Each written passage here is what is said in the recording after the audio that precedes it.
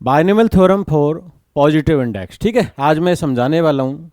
तो सबसे पहले अपन कुछ टर्म्स हैं जो आपकी बायनॉमियल थ्योरम में काम आने वाली हैं। ठीक है, तो उनको पहले समझ लेते हैं। सबसे पहले है फैक्टोरियल नोटेशन। क्या है फैक्टोरियल नोटेशन? जैसे इसको लिखने का तरीका ऐसा है और एक ऐसा है, ये दोनों तरीके से लिख सकते हैं।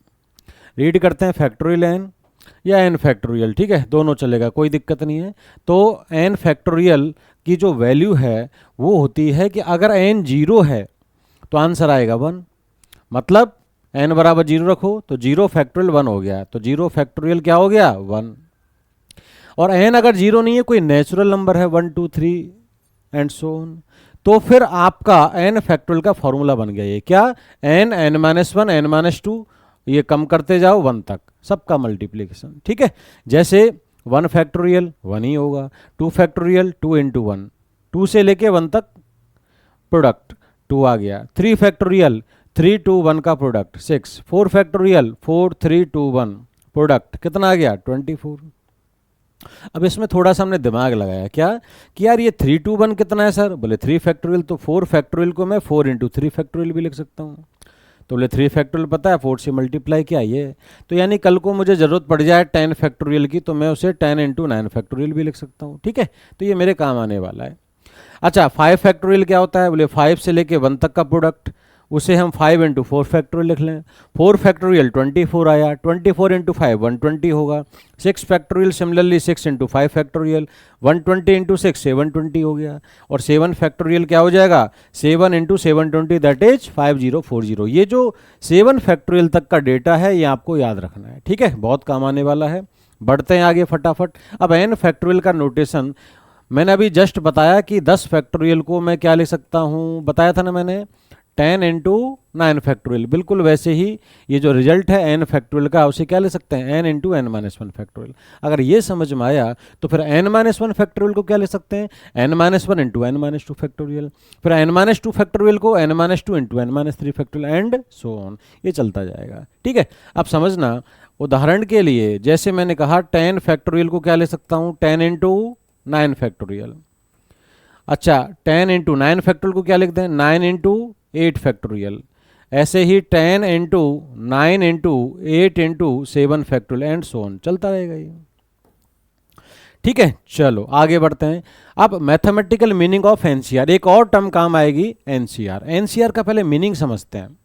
ठीक है, तो एनसीआर का मतलब ये है कि आपको समझो एन डिफरेंट ऑब्जेक्ट्स दे रखे हैं, उनमें से कोई भी आर ऑब्जेक्ट्स आपको सिलेक्ट करने हो डिफरेंट, तो कितने तरीके से कर सकते हैं?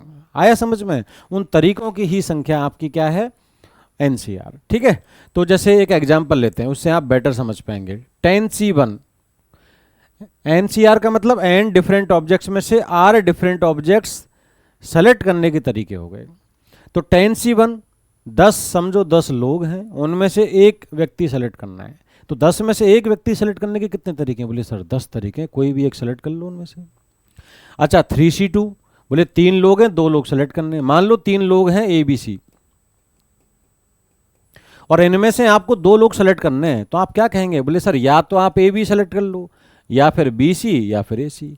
तो 3 में से 2 लोग सेलेक्ट करने के तरीके कितने? 3C2 दैट इज 3, तो 3C2 3 हो गया। अच्छा, 7C0 का क्या मतलब है? बोले 7 लोग हैं और 0 व्यक्ति सेलेक्ट करना है, मतलब एक भी व्यक्ति सेलेक्ट नहीं करना है। बोले एक ही तरीका कुछ ना करो, इसलिए आंसर इज 1। 7C7, बोले 7 लोग हैं, 7 के सातों सेलेक्ट करने हैं, कितने तरीके हैं? बोले एक ही तरीका, सबको एक सेलेक्ट करना पड़ेगा एक साथ, ये आ गया। और 7C1 का मतलब बोले 7 में से एक व्यक्ति सेलेक्ट करना है, तो तरीके क्या हो गए? बोले 7 में से एक व्यक्ति सेलेक्ट करने के तरीके 7 हैं, 7 में से कोई भी व्यक्ति सेलेक्ट कर लो। अच्छा, एक बात बताओ, आप थोड़ा दिमाग लगाना। आप, मैं कहूँगा कि 7 लोग हैं, ठीक है, मान लो ABCDEFG, ये 7 लोग हैं, इनमें से एक व्यक्ति सेलेक्ट करना है। आपकी जो इच्छा सेलेक्ट कर लो, सपोज आपने B सेलेक्ट कर लिया, तो अच्छा ये बचा कौन, जल्दी बताओ। तो आपके पास बच गया ACDEFG। तो बोले यार जैसे ही आपने इनमें से एक व्यक्ति सेलेक्ट किया तो ऑटोमेटिक 6 बच गए, तो मतलब 6 भी तो सेलेक्ट हो गए। इसका मतलब 7 में से एक व्यक्ति सेलेक्ट करें या 6 सेलेक्ट करें, बात एक ही है। इसीलिए 7C1 और 7C6 बराबर होगा। तो ये तो बहुत काम की चीज़ हो गई। इसका मतलब 7, जैसे देखो 7C0, एक भी सेलेक्ट नहीं करें, सब सेलेक्ट कर लें, बात एक ही है। आया समझ में? तो इसका मतलब ये बहुत सिंपल सा कैलकुलेशन है कि 10 में से 3 व्यक्ति सेलेक्ट करें या 7 करें, बात एक ही है। क्यों? 3 सेलेक्ट करेंगे तो बचेंगे 7, वो भी सेलेक्ट होते जा रहे हैं। ठीक है, तो ये तो छोटी मोटी बातें हैं, बट अब कोई यार बहुत बड़ी कैलकुलेशन आ जाएगी, 100 लोगों में से 3 लोग सेलेक्ट करने, तो ये केसेज बनाना तो बहुत मुश्किल हो जाएगा। तो फिर कैसे निकालेंगे? उसके लिए मैथमेटिकल फॉर्मूला है। एनसीआर की जो वैल्यू है वो होती है n factorial upon n minus r factorial into r factorial. ठीक है, ऐसे लिख लो, या फिर n factorial upon r factorial into n minus r factorial, ऐसे लिख लो, बात एक ही है। अब क्या करें? सपोज, और यहाँ पे ध्यान रखना, n जो है आपका नेचुरल नंबर होगा, r होल नंबर होगा, और n must be greater than और इक्वल्स टू r। अब बोले tan C3 निकालना है। tan C3 का मतलब 10 लोगों में से 3 लोग सेलेक्ट करने के तरीके, लेकिन नॉर्मल तरीके से जाएंगे तो बहुत टाइम लगना है। तो फॉर्मूला अप्लाई करते हैं। n की जगह 10 लिखा है, r की जगह 3, तो 10 फैक्टोरियल आ जाएगा। यहाँ r फैक्टोरियल मैंने पहले लिख दिया 3, और यहाँ लिख दिया 10 minus 3 n minus r। 10 factorial, ये 3 फैक्टोरियल, ये 7 फैक्टोरियल, ये है tan C3। अब 10 फैक्टोरियल कितना होता है? बोले पड़ता है 10 इंटू 9 इंटू 8 इंटू 7 फैक्टोरियल। क्यों? बोले यार 7 फैक्टोरियल ताकि कट जाए, तो हमने इसको लिख दिया। 10 फैक्टोरियल की वैल्यू कहाँ याद की है हमने? तो 7 फैक्टोरियल तक याद किया है ना, तो इसको 3 बार ब्रेक किया, 7 फैक्टोरियल। अब देखो 7 फैक्टोरियल कट गया, तो फाइनल आंसर आया 10 9 8 अपॉन 3 फैक्टोरियल। और फिर 3 फैक्टोरियल कितना होता है? 6, और ये हो गया 6, तो 2 इंटू 3 और 3 इंटू 3 और 2 से कटेगा 4, और ये आ गया 12 इंटू 10 120। अब आप एक चीज़ समझना जो हमारे लिए काम की है, वो ये है कि tan C3 का मतलब जो हम याद रखेंगे कि 10 को 3 बार ब्रेक कर दो अपॉन 3 फैक्टोरियल। अगर ये समझ में आया तो tan C4 का मतलब क्या है, जल्दी बता दो। बोले सर tan C4 का मतलब होगा 10 को 4 बार ब्रेक करना, 10 into 9 into 8 into 7 upon 4 factorial. कैसे आ रहा है? बोले सिंपल है ना, ये फॉर्मूले के अकॉर्डिंग क्या आएगा? बोले 10 फैक्टोरियल अपॉन 4 फैक्टोरियल, और 10 माइनस 4 6 फैक्टोरियल। तो फिर ऊपर वाला जो 10 फैक्टोरियल उसको ब्रेक करो, 10 9 8 7 इंटू 6 फैक्टोरियल। तो उससे क्या फायदा है सर? बोले 6 फैक्टोरियल कट जाएगा। तो यही तो आया, 10 को 4 बार ब्रेक किया अपॉन 4 फैक्टोरियल। आगे तो कैलकुलेशन है भाई कि 10 इंटू 9 इंटू 8 इंटू 7 अपॉन, अच्छा 4 फैक्टोरियल कितना होता है? 24। 4 फैक्टोरियल होता है 24। तो देखो 8 से 3 टाइम्स, और 3 से ये 3 times, 3 into 7 21 into 10 210। So answer is 210। तो आई थिंक कोई भी कुछ भी दे दिया जाए, जैसे किसी ने कहा 11C2 निकालो, तो 11 को 2 बार ब्रेक किया और 2 फैक्टोरियल से डिवाइड कर दिया। तो 11 इंटू 10, 2 फैक्टोरियल 2 होता है, 2 से 5, 5 इंटू 11 55। So answer is 55। ऐसे आप कम से कम एनसीआर की वैल्यू निकालने में तो कोई दिक्कत नहीं है। अब कुछ सिंबल्स हैं जो हमें याद रखने हैं, वो ये है सबसे पहली बात कि एनसीआर को लिखने का एक तरीका ये भी है कि ऐसे आप ब्रैकेट लिखा है और स्मॉल ब्रैकेट और ये एनआर लिख दिया, इसका मतलब भी एनसीआर है, और CNR ऐसे लिखा है, इसका मतलब भी एनसीआर है। ठीक है, अब एनसीआर और एनसीएन माइनस आर बराबर होते हैं। अभी जस्ट पहले बताया था कि एन लोगों में से अगर आर लोग सेलेक्ट करेंगे तो बच्चे कितने? एन माइनस आर लोग, वो भी ऑटोमेटिक सेलेक्ट हो रहे हैं। तो एनसीआर कहो या एनसीएन माइनस आर कहो, बात एक ही है भाई। इसके बाद अगर ये समझ में आया तो सोचो tan C7 निकालना है, तो इसका मतलब tan C7 को क्या ले सकते हैं? tan माइनस 7 मतलब tan C3, और tan C3 निकालना आसान है। क्या बोले? 10 को 3 बार ब्रेक किया अपन 3 फैक्टोरियल, ये तो अभी निकाला था 120 आया था। अच्छा बोले सर इसको भी तो डाइट कर सकते थे, लेकिन इसको डाइट करोगे तो देखो कैलकुलेशन कैसे जाएगी। 10 को 7 बार ब्रेक करना है, 10 9 8 ऐसे 7 बार ब्रेक का अपॉन 7 फैक्टोरियल। बेटर क्या है? बेटर ये कि जब ये नंबर इसके मतलब ये नंबर बड़ा हो, छोटा कर सकते हैं तो इसमें से माइनस कर दिया करो, बात तो बराबर ही है। क्यों? रिजल्ट इंपॉर्टेंट है। एनसीआर एनसीएन माइनस आर बराबर होते हैं, ठीक है, ये याद रखना है। जैसे 12C8, अब 12 को 8 बार ब्रेक करने के बजाय बेटर क्या है, इसको लिख लें 12C12 माइनस 8। अब 12C कितना बन गया? 4, और इसका मतलब बोले 12 को 4 बार ब्रेक कर दिया, तो 12 11 10 9 अपॉन 4 फैक्टोरियल। आगे तो कैलकुलेशन है, 4 फैक्टोरियल 24 होता है, 12 से कटा ये 2 टाइम्स और 2 से कटा 5 टाइम्स, तो 11 इंटू 5 इंटू 9। आगे तो मल्टीप्लिकेशन किया 495 आया। बिल्कुल ऐसे एनसीएन अभी बताया था मैंने, एन लोग हैं, एन के एन सेलेक्ट करना है, एक ही तरीका है। और एन सी जीरो, एन में से कुछ भी सेलेक्ट नहीं करना है, तो भी एक तरीका है। तो ये याद रखना है, ठीक है। जैसे 5C5 1 होगा, 5C0 भी 1 होगा। एन सी एन माइनस 1 और एन सी 1 एन तरीके हैं। बोले एन में से एक व्यक्ति सेलेक्ट करें, अभी बताया था एन तरीके हैं। तो फिर एक सेलेक्ट करेंगे तो बचेंगे कितने, एन माइनस 1, तो एन सी एन माइनस 1 भी एन होगा। क्लियर है, ये याद रखना है। तो 5 में से 4 सेलेक्ट करें या 5 में से 1 सेलेक्ट करें, नंबर बराबर आना है कितना, 5। चलो आगे बढ़ते हैं। अब आते हैं statement of binomial theorem. Binomial theorem का स्टेटमेंट क्या है समझना। ए प्लस बी की होल पावर एन, ए प्लस बी की होल पावर एन का जो एक्सपेंशन है वो ये होता है, ये हमें याद रखना है, यही है बायनोमियल थ्योरम। और इसी के लिए तो हमने एनसीआर पढ़ा और एन फैक्टोरियल का नोटेशन समझा, ठीक है।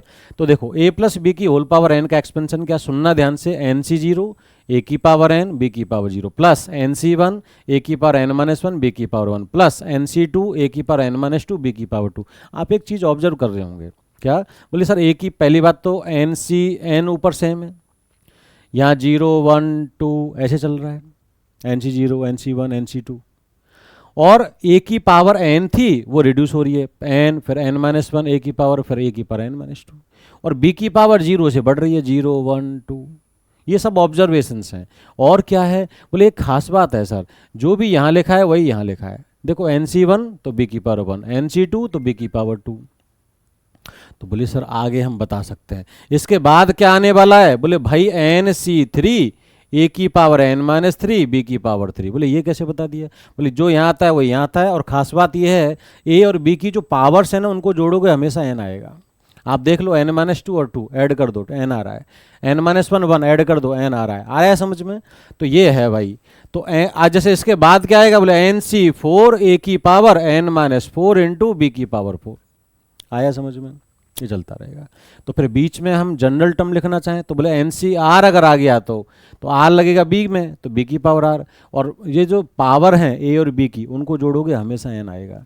तो फिर एन में से इसकी पावर माइनस करोगे तो ए की पावर आ जाएगी, चलता रहेगा। लास्ट में क्या आएगा, एन सी एन और ए की पावर 0 बी की पावर एन हो जाएगा, क्योंकि ये एन होगा तो ये पावर 0 ही होगी। तो एन सी 0 से लेके एन सी एन तक जाना है। तो ये जो एन सी आर में आर है उसकी वैल्यू 0 से लेके एन तक जा रही है। तो इसकी जनरल टर्म क्या है, ये है एन सी आर ए की power N minus R B की पावर आर। तो हमने सिग्मा लगा दिया, एन सी आर ए की power N minus R B की पावर आर। और इसमें जो आर है वो 0 से लेके एन तक वेरी कर रहा है, तो आर बराबर 0 से एन। तो आप ऐसा भी लिख सकते हैं, आप ऐसे समझो कहीं समेशन में ऐसा लिखा है तो उसको ये भी लिखना आना चाहिए। आई थिंक क्लियर है। अब इसी में अगर मैं ए की जगह 1 पुट कर दूं और बी की जगह x पुट कर दूं, तो जहाँ जहाँ a है वो तो गायब हो जाएगा, क्योंकि a की जगह 1 लिखेंगे 1 की पावर कुछ भी लगाओ 1 ही आएगा। तो a गायब हो जाएगा और जहाँ जहाँ b है वो x में रिप्लेस हो जाएगा। तो जैसे मैंने यहाँ लिखा 1 प्लस एक्स की होल पावर n, a की जगह 1 b की जगह x। तो n c 0 as it is, a तो गायब हो गया, b की पावर 0 1 हो जाएगा, प्लस एन सी 1 a क्या हो जाएगा, a तो गायब हो जाएगा, 1 की पावर n माइनस 1 हो जाएगा और b आ जाएगा यानी x। फिर n c 2 x square, n c 3 x cube. आप समझ गए, ये भी हमें डायरेक्ट याद रखना है। 1 प्लस एक्स की होल पावर एन, बोले n c 0 plus N c 1 x plus N c 2 x square plus आगे क्या आएगा, एन सी 3 एक्स क्यू। आगे क्या आएगा, एन सी 4 एक्स की पावर 4 एंड सो ऑन चलता रहेगा। जैसे बीच में क्या आएगा, एन सी आर एक्स की पावर आर। लास्ट में क्या आएगा, एन सी एन एक्स की पावर एन, क्योंकि हाईएस्ट तो आर जो है आपका एन हो सकता है। इसको सिग्मा में लिखना चाहें तो जनरल टर्म है एन सी आर एक्स की पावर आर, आर 0 से एन तक है, ठीक है, ये आ गया। अब इसमें जो ऑब्जर्वेशन मैंने आपको बताए इस बायनोमियल एक्सपेंशन में वो ये हैं कि नंबर ऑफ टर्म्स, सबसे पहले नंबर ऑफ टर्म्स हैं बोले n+1। आप चेक कर लो, वही एक्सपेंशन है ये। देखो आर आपका यहाँ से देखो आप तो 1 2 3 से लेके n तक, तो n टर्म्स तो ये हो गई एक 0 वाली, तो कितनी टर्म्स हो गई n+1। तो ये पहली बात ध्यान रखनी है कि a प्लस बी की होल पावर n, जिसमें n नेचुरल नंबर है, ध्यान रखना n नेचुरल नंबर है, तो उस केस में नंबर ऑफ टर्म्स होंगी n+1। जैसे कोई आपसे पूछ ले a प्लस बी की होल पावर 20, बोले इसमें नंबर ऑफ टर्म्स कितनी है, तो 20+1 दैट इज 21 टर्म्स है। सेकेंड ऑब्जर्वेशन है कि जो a और b हैं उनकी पावर को अगर आप हर टर्म में ऐड करोगे तो n ही आएगा, तो सही है। n+0 n आ गया, n-1+1 n आ गया, बताया था अभी। और थर्ड बात ये है कि बायनोमियल कोफिशिएंट्स बाइनोमियल कोफिशिएंट्स होते हैं NC0, NC1, NC2 से लेके NCn, इनको बाइनोमियल कोफिशिएंट्स कहते हैं। तो कह रहे हैं कि of terms equidistant from beginning and and, मतलब वो टर्म जो शुरू से आखिरी से इक्विडिस्टेंट है, यानी शुरू से पहली आखिरी से पहली, शुरू से सेकंड आखिरी से सेकंड, उनके जो बाइनोमियल कोफिशिएंट्स हैं वो बराबर है। जैसे यहाँ शुरू से फर्स्ट टर्म क्या है बताओ, ये है, इसमें बाइनोमियल कोफिशिएंट क्या है NC0, इसमें लास्ट से फर्स्ट टर्म क्या है ये, और इसका बाइनोमियल कोफिशिएंट क्या है NCn। देखो ये बराबर है, वो तो पता ही है NC0 NCn के बराबर होता है। शुरू से सेकंड टर्म क्या है ये, और उसमें बाइनोमियल कोफिशिएंट क्या है NC1, इसमें सेकंड टर्म क्या होगी इधर से NCn-1 a की पावर 1 b की पावर n-1, तो इसमें बाइनोमियल कोफिशिएंट क्या है NCn-1, तो NC1 और NCn-1 बराबर होंगे एंड सो ऑन। तो मतलब NCr NCn-r, वो तो पहले से ही बता दिया था हमने। ठीक है भाई, तो ये चीज़ें ध्यान रखना। अभी हम एक्सपेंड करते हैं, समझ में आ जाएगा। एक्सपेंड करो इसे, तो क्या करेंगे जल्दी बताओ, बोले 5C0, याद है ना NC0 a की पावर n b की पावर 0, तो 5C0 a की जगह क्या लिखा है x, तो इनटू x की पावर कितनी 5, और √2 की पावर कितनी आ जाएगी 0, प्लस 5C1, x की पावर अब डिक्रीज करानी है और √2 की इंक्रीज करानी है, तो x की पावर हो जाएगी 4 और √2 की पावर हो जाएगी 1, प्लस 5C2 x की पावर 3, 4 के बाद 3, और √2 की पावर क्या आ जाएगी 2, जो यहाँ है वही √2 की पावर। फिर आ जाएगा 5C3 x की पावर 2 √2 की पावर 3, प्लस 5C4 x की पावर अब 1 हो जाएगी और √2 की पावर 4 हो जाएगी, और लास्ट में क्या आ जाएगा 5C5 x की पावर 0 और √2 की पावर 5। ये आपका पूरा बाइनोमियल एक्सपेंशन हो गया। ठीक है भाई, अब क्या करें, बोले अब और सिंप्लीफाई कर सकते हैं। क्या सिंप्लीफाई कर सकते, बोले NCr की वैल्यूज हमें पता है।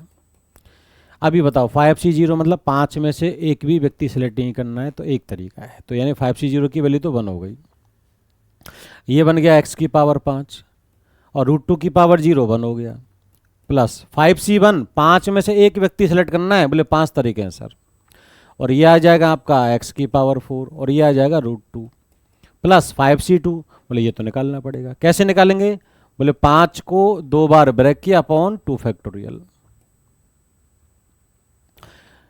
ठीक है, तो मैं यहाँ लिख देता हूँ, बेटर है। 5C2 मतलब 5 × 4 अपॉन 2 फैक्टोरियल, तो 20 अपॉन 2 10 आ गया, तो ये आ जाएगा 10, तो 10 × x³ × √2 की पावर 2 क्या हो जाएगा 2। 5C3 अब आप मैंने बताया था ना NCr NCn-r बराबर होते हैं, तो 5C3 का मतलब 5C5-3 यानी 5C2। 5 में से 3 व्यक्ति सेलेक्ट करें या 2 करें, बात तो बराबर है, और 5C2 तो निकाला ना, कितना आ गया 10, तो इसकी वैल्यू हो जाएगी 10, तो ये हो जाएगा 10 x², और √2 की पावर 3 मतलब 2√2, ये सब मल्टीप्लाई हो रहे हैं।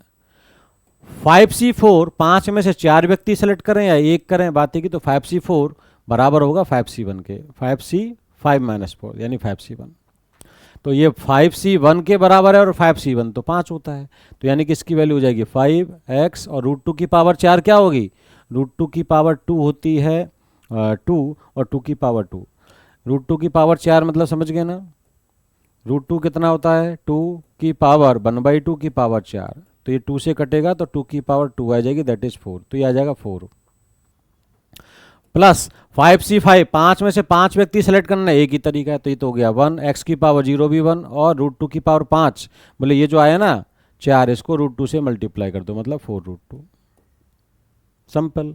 अब बताओ ये क्या बन गया, ये बना आपका x की पावर 5, प्लस इनको मल्टीप्लाई कर दो, तो ये बन जाएगा 5√2 x की पावर 4, प्लस इनको मल्टीप्लाई कर दो, तो ये बन जाएगा 20x³, प्लस इनको मल्टीप्लाई कर दो, तो ये बन जाएगा 20√2 x², प्लस ये आ गया 5 × 4 20x, प्लस और ये क्या बन गया 4√2। ठीक है भाई, तो ये हमारा एक्सपेंशन हो गया कंप्लीट।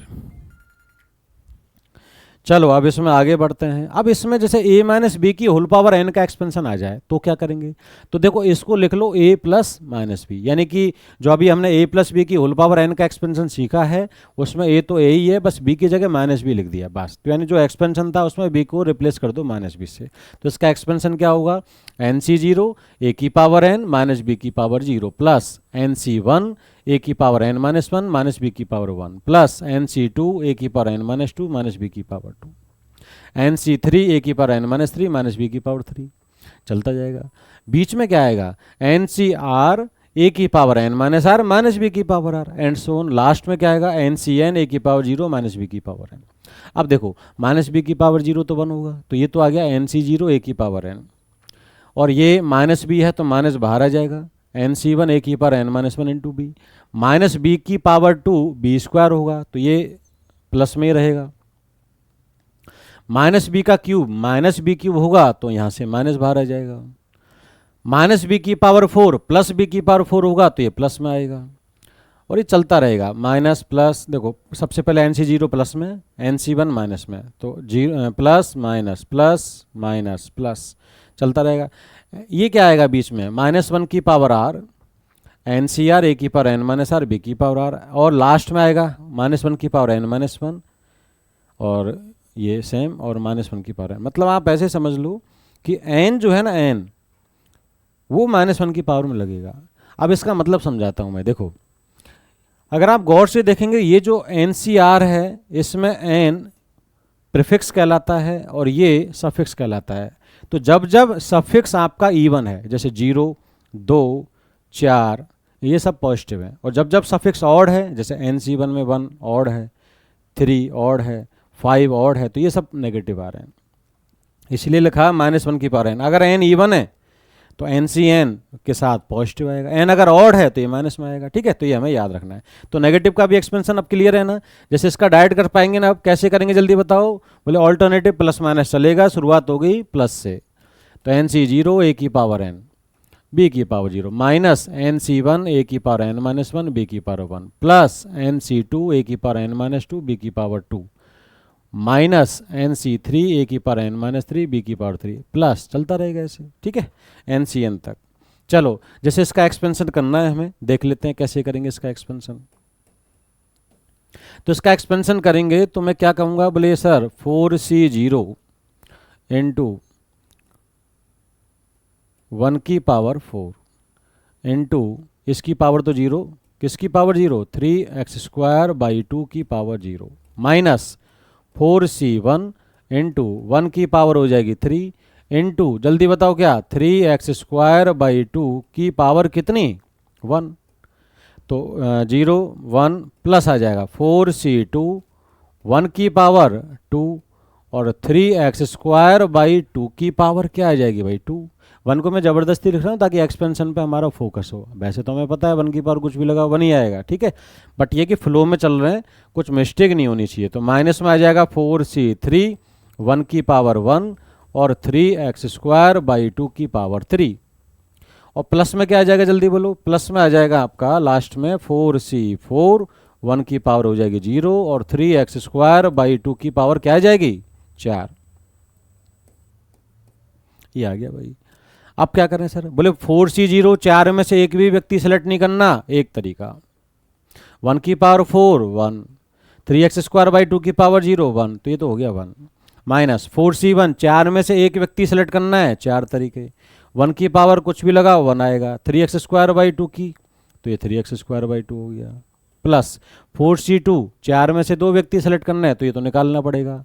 बताया था ना, 4 को 2 बार ब्रेक करो अपॉन 2 फैक्टोरियल, तो ये 12 अपॉन 2 6 आ गया, तो ये हो जाएगा 6 इंटू वन की पावर 2 1 हो जाएगा, इंटू 3 बाई टू, 3 का स्क्वायर क्या हो जाएगा 4, x² का स्क्वायर x की पावर 4 अपॉन 2, अरे 3 का स्क्वायर 9 होता है, x² का स्क्वायर 4 और 2 का स्क्वायर हो जाएगा 4। ठीक है, इसके बाद माइनस 4c3 बराबर होगा 4c1 के, और 4c1 कितना था? 4 में से एक व्यक्ति सेलेक्ट करना है, तो इसकी जगह 4 लिख देंगे। 1 की पावर 1 1 आएगा, और ये आ जाएगा 3 की पावर 3 मतलब 27, x² की पावर 6, x² की पावर 3 मतलब 6, और 2 की पावर 3 मतलब 8। 4c4 कितना आ जाएगा, 4 में से 4 सेलेक्ट करने तो एक ही तरीका है, 1 की पावर 0 1 और 3 की पावर 4 आ जाएगा 81, एक्स स्क्वायर की पावर 4 मतलब 8, 2 की पावर 4 मतलब 16।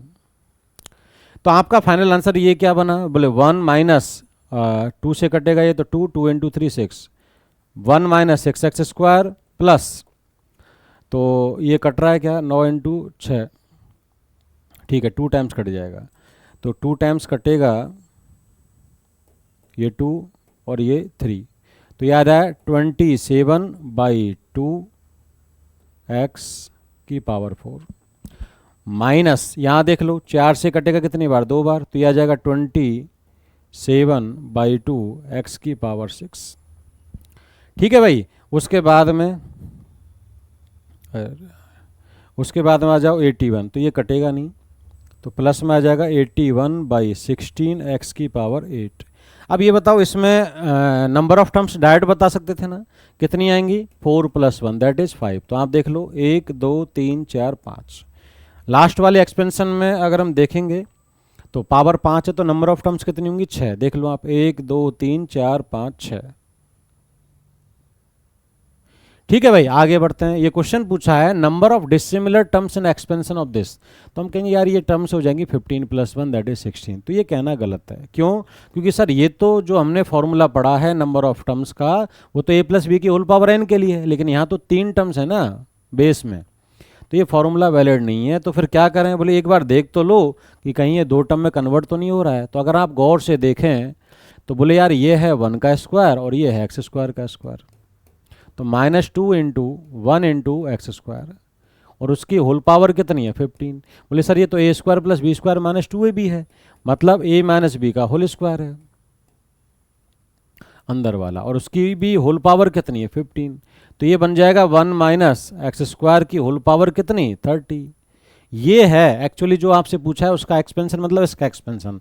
तो इसके एक्सपेंशन में नंबर ऑफ टर्म्स कितनी होंगी, तो बोले सर ये तो अब आसान है, तो नंबर ऑफ टर्म्स कितनी हो जाएंगी इसमें 30 + 1 that is 31। So answer is 31।